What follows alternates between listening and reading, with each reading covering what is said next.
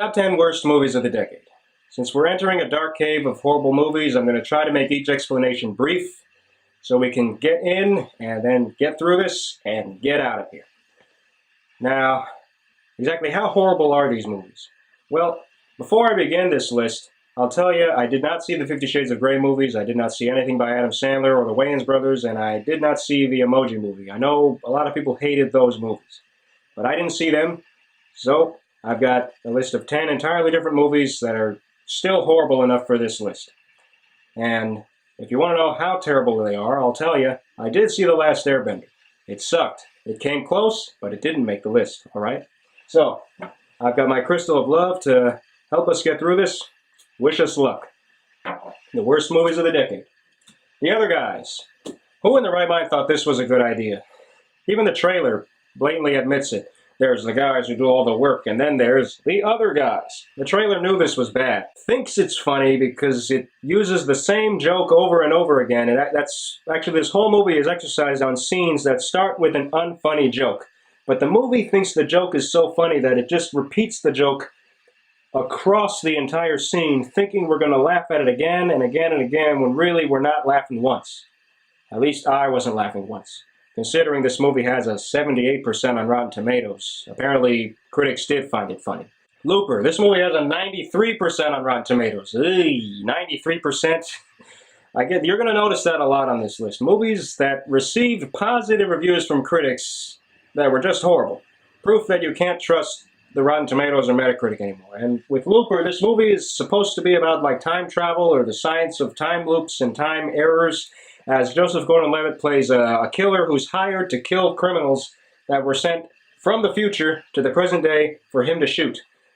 It's such a dumb idea. He's a very unlikable character to start with, and he also explains that he's eventually supposed to kill his future self.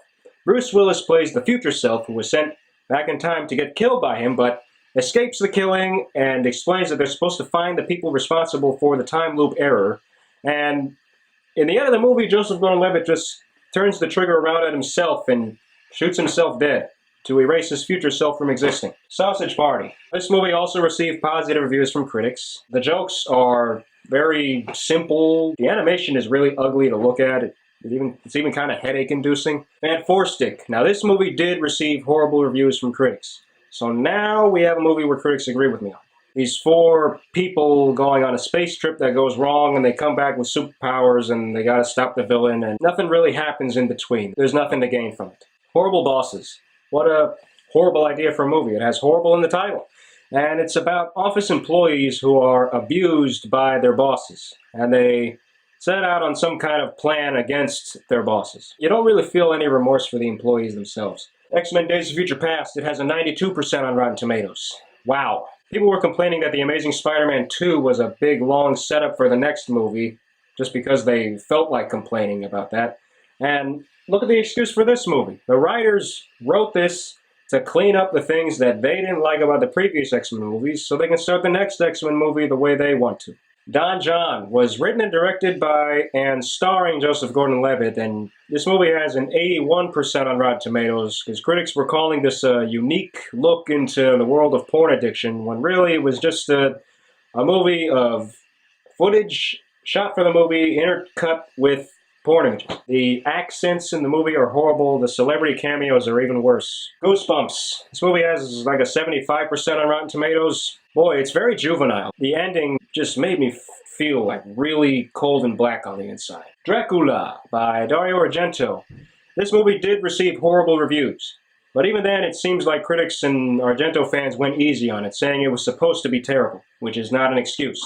Don't see it. And the worst movie of the decade is The Hangover 3. The first Hangover was horrible. I already talked about it in the previous review. Well, there are many scenes where these three assholes have guns pointed at them, and I'm just, in my mind, thinking, just shoot them. Shoot them. End the movie. I don't want the movie to go on any longer.